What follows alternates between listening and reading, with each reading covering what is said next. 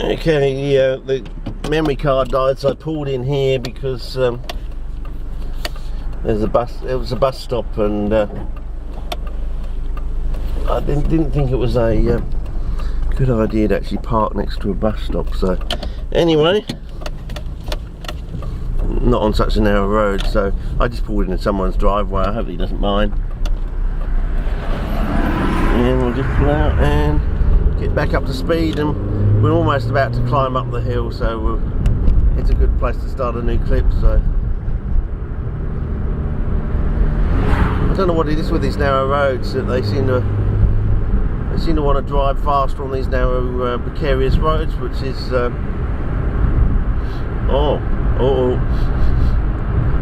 can smell bushfire smoke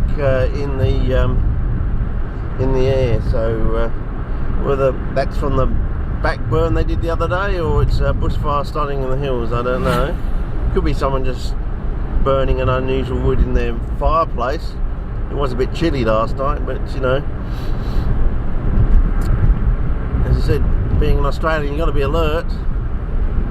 You know, 5 minutes of your action on the phone to somewhere when you see some smoke can get the water bomber out there quick smart, because from a certain time of the year they actually have the water bombers on standby. In other words, they're all fueled up, ready to go, and there's someone standing right next to them, hopefully not smoking a cigarette, and ready to take off at a moment's notice.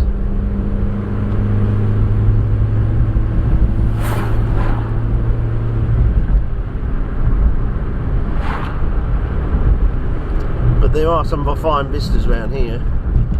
Quite a nice wooded area, but you wouldn't want to be trapped up here when there's a major bushfire. Yeah, Ash Wednesday up here must have been hell, you know.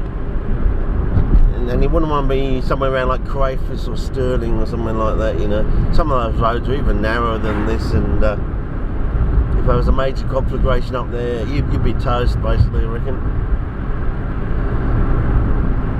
First thing you do is just go straight down onto the plain, I think, but then getting down onto the plain is the hard bit, because you've got to go through such wooded, rugged country on precariously narrow roads but I suppose that's the risk you take, wanting to live up in such a verdant area, such a lovely area.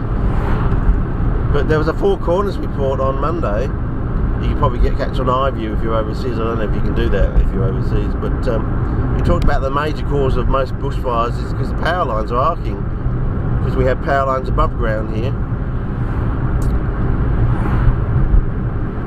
So, but what with all the modern technology, I would have thought now it would be time to, you know, easily lay them below ground. And why not do it at the same time you're putting in the optical fibre cable, you know? Get the best of both worlds, sort of thing.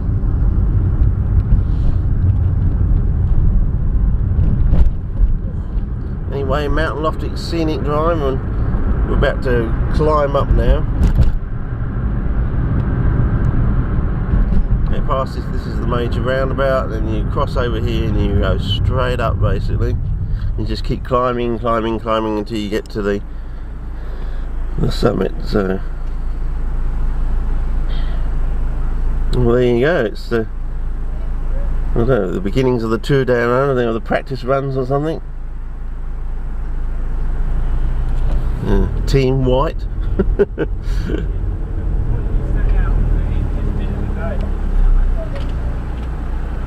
Yeah. Oh well. Well, if you're a major cycling fan overseas in Italy or somewhere, you'll probably get a thrill out of that. I may actually do the, I don't know, I don't like going. I did two with my son, you know, sort of camp outs with my son, sort of thing, for when he was younger. He sort of got into it on the TV, sort of thing.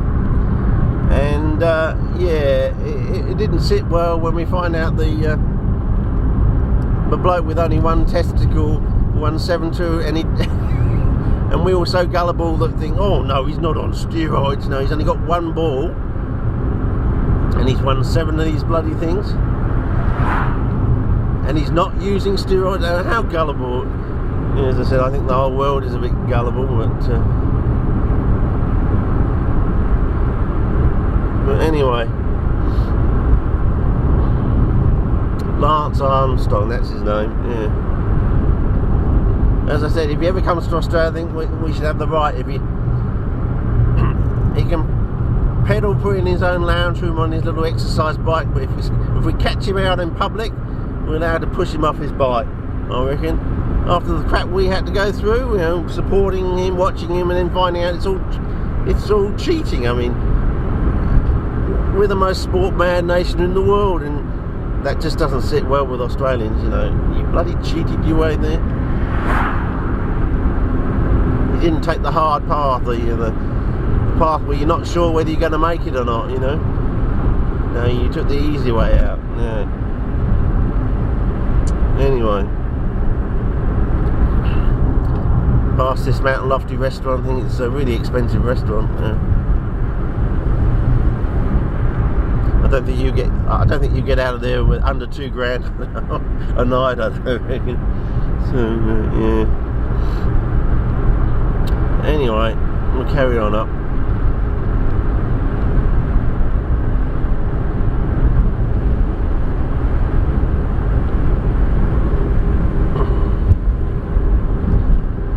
I might make this clip the full smeg.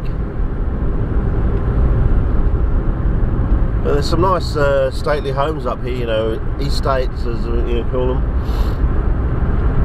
estates. And there's one of them. What's that one? More modern one. 118, whatever this road is. I've forgotten what it is.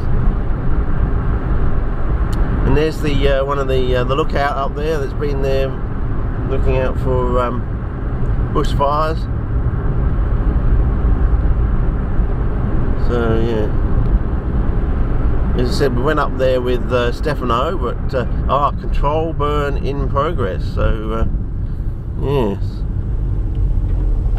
I don't know. Maybe that's worth an in-camera photograph. What do you reckon, fellas? Control burn in progress. How close can I get to the sign to take an in-camera photograph? No, I don't think it's framed properly in the camera, but that's probably too far away, isn't it? Something like that, I don't know. Just worth a shot. Something for the speckoids overseas. Anyway, we got the Summit Cafe and Restaurant. It's quite nice up there. I don't know, did you see the way we went up into the mist? We were there for like 5 or 10 minutes, and it suddenly went from being clear to being misty in about the space of 10 minutes. So I'm going to go this way because he's going in there. Right, okay. Smoke over road. Oh, I mean, that's a good shot as it is, isn't it? Yeah. I don't know. How close can we get to actually photograph it? Okay. Oh yes, they've smoked the whole area, so maybe it's time to start a new clip, I don't know. Someone's given this wombat, have you seen that? I don't know. See how close I can get. That's worth a shot. Someone's given the wombats sunglasses or sunnies. Yeah. Anyway, I just come down here. The bloke behind me is forcing me to travel at speed, so I think I'll try and pull over, but I don't think there's only one spot I know down here where I could. Yeah, it looks like they've burned it all out, so that'll be good. We'll definitely be back here this, you know, in the 2014 season, looking at stuff. And there's a pathway that goes all the way up to the summit, and some stairs at various sections you can actually climb, and lots of tourists do climb. And I'm going to go in here because this pull into the the Gur track, and I'm going to go back out again. And he's forcing me to go too fast, and you know, a bit all shaky cam and. Okay. Time to start a new clip, I think.